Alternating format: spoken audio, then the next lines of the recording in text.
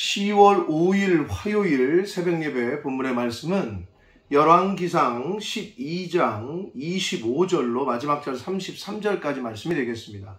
열왕기상 12장 25절로 마지막 절 33절까지 말씀을 통해서 화요일에 주시는 하나님의 은혜를 함께 나누도록 하겠습니다. 자, 오늘 단락에서는요, 여로보암이 하나님께서 이제 솔로몬의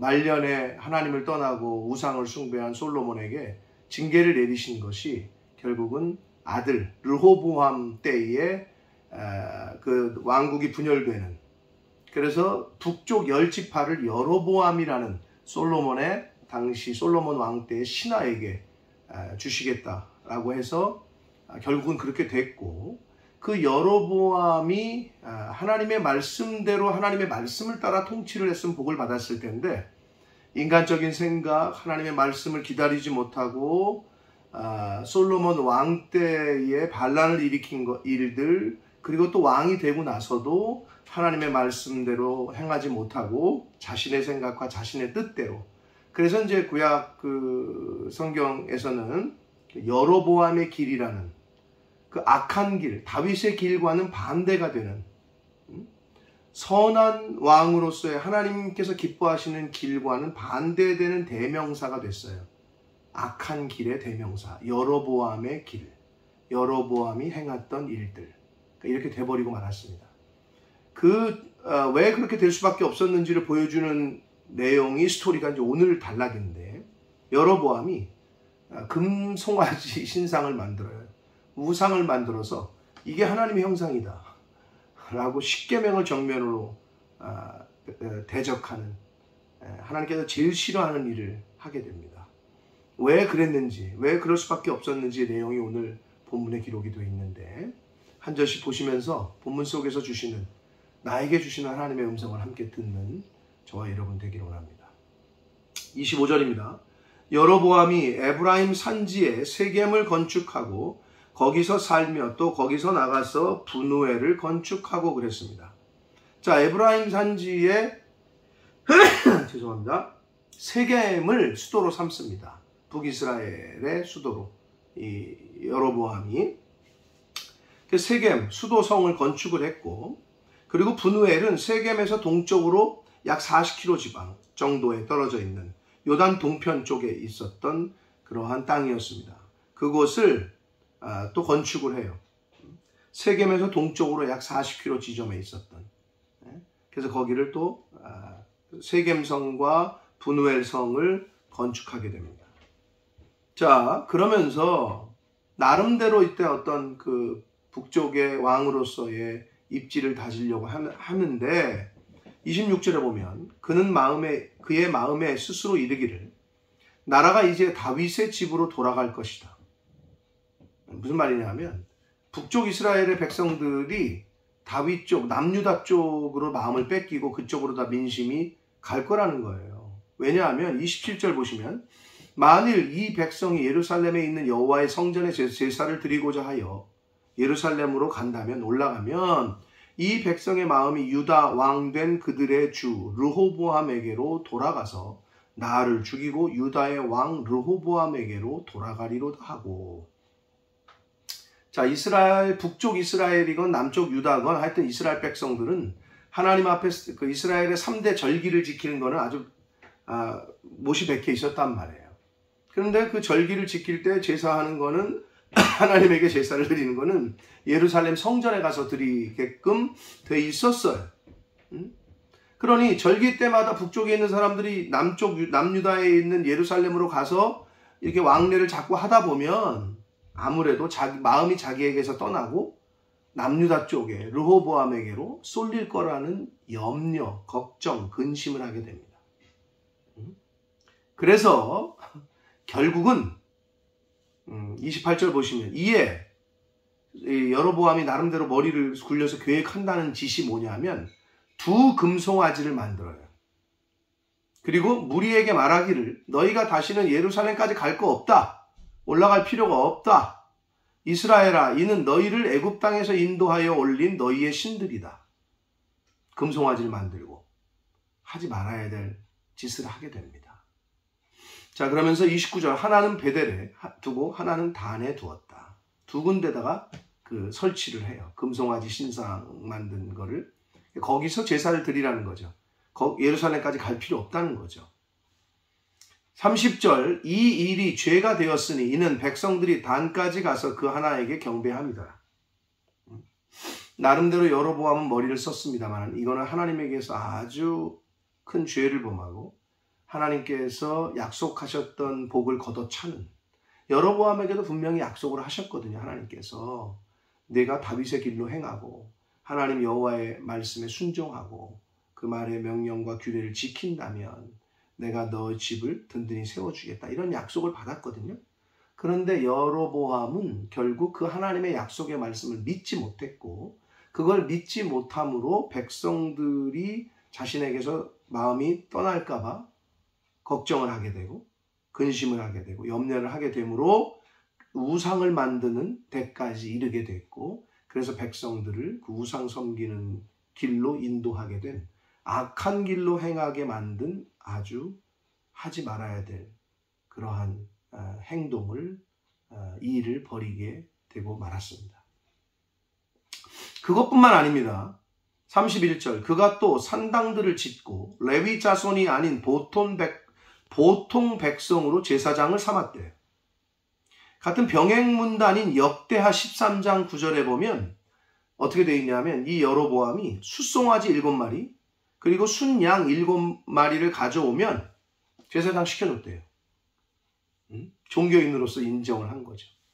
이것 또한 하나님의 율법을 정면으로 대적하는, 아무나 제사장의 일을 할 수 없다고 했는데 하나님께서 이거를 완전히 대적하는 그런 일을 벌이고 말았습니다. 그러면서 32절, 8째 달 곧 그 달 15째 날로 절기를 정하여 유다의 절기와 비슷하게 하고, 자, 유다의 원래 절기는 7월 15일이에요. 근데 한 달 늦은 8월 15일, 유대력으로 7월 15일은 장막절, 3대 절기 중에 마지막, 초막절, 장막절, 수장절이라고 하는 그때거든요. 7월 15일. 근데 이 여로보암은 7월 15일 똑같이 하면 좀 그러니까 한 달 더 늦게 8월 15일로 해가지고 비슷하게, 그러니까 오리지널을 본딴 이미테이션이죠. 가짜 절기를 만들어서 이때 우리는 금송아지 산당에 가서 제사 드리면 된다, 이렇게 백성들을 우상 숭배의 길로 인도하고 말았습니다. 자, 그래서 유다의 절기와 비슷하게 한 달 뒤에 늦게 8월 15일 날로 절기를 정하고 제단에 올라가되 베델에서 그와 같이 행하여 그가 만든 송아지에게 제사를 드렸으며 그가 지은 산당의 제사장을 베델에서 세웠더라. 이제 완전히 막가파로 막가고 있는 거예요, 여로보암이. 그것뿐만 아니라 심지어 33절 마지막 절에 그가, 여로보암이 자기 마음대로 정한 달 곧 8째 달 15째 날로 이스라엘 자손을 위하여 절기를 정하고, 그 위에 말씀하고 겹쳐지는 거죠. 정하고 베델에 쌓은 제단에 올라가서 분향했다. 누가? 여로보암이. 제사장이 아닌데도, 자기는 왕이잖아요. 근데 분향할 수 없었거든요. 제사를 집례할 수가 없었어요. 근데 자기가 자기 마음대로 본인이 직접 제사장의 역할까지 하게 되는, 거기까지 가게 됩니다. 사랑하는 성도 여러분, 우리가 앞에서 봤습니다. 하나님께서 분명히 여로보암에게도 약속을 하셨어요. 네가 만일 조건을 붙이셨지만 분명히 복을 주시겠다라고 약속을 하셨어요. 근데 여로보암은 그 복을 자기 것으로 만들지 못했어요. 믿지 못했고 기다리지 못했고.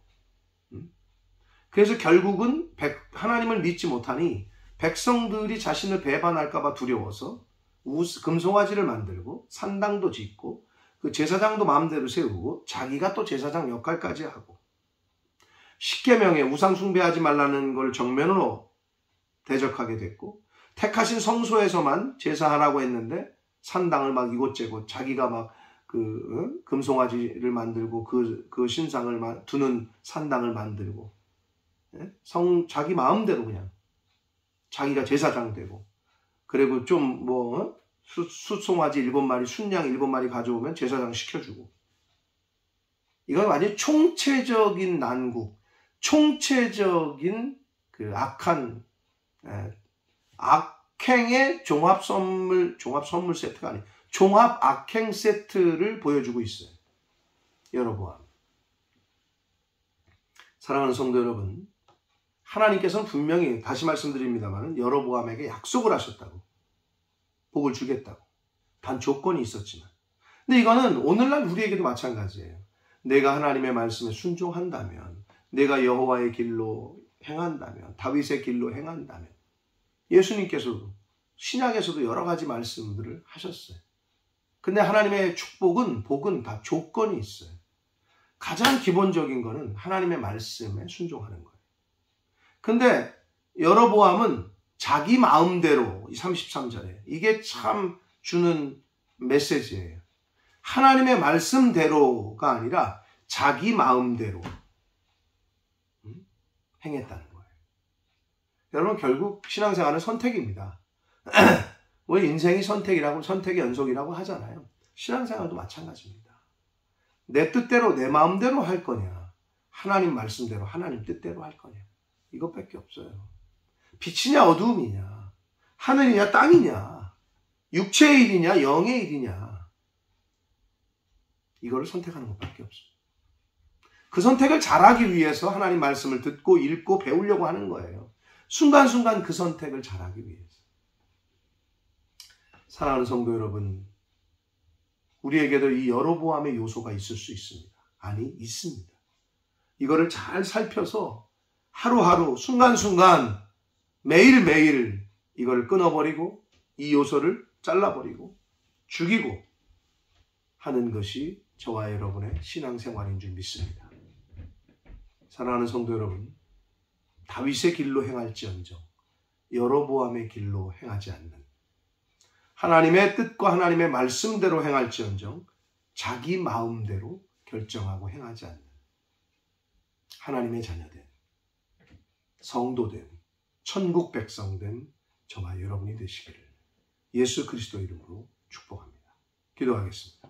살아계신 하나님 아버지, 감사합니다. 오늘도 새날 주시고 생명 주시고 하나님의 말씀을 전하고 들음으로 또 하루를 시작하게 해주시니 감사합니다. 아버지 하나님, 하루를 저희가 살 수 있는 것이 얼마나 큰 은혜요. 하루를 살며 먹고 마시고 일하고 쉬고 할 수 있는 것이 얼마나 큰 은혜인 줄 깨닫게 하셔서 범사에 감사하고 하나님의 주권을 인정하고 하나님의 은혜를 인정하고 하나님의 복을 인정하여 그 하나님께 감사하며 또 그 하나님 말씀과 하나님의 뜻대로 하루하루를 살아가는 하나님의 자녀된 저희들이 되게 하여 주옵소서. 아버지, 여로보암이 분명히 하나님께 복을 받았습니다. 약속을 받았습니다. 그러나 여로보암은 하나님의 약속의 말씀을 신뢰하지 못하고 믿지 못하고 결국은 기다리지 못했고 믿지 못하여 자기 마음대로 자기 뜻대로 행동하게 되었습니다. 아버지, 그러한 모습이 나에게도 있을까 두렵습니다.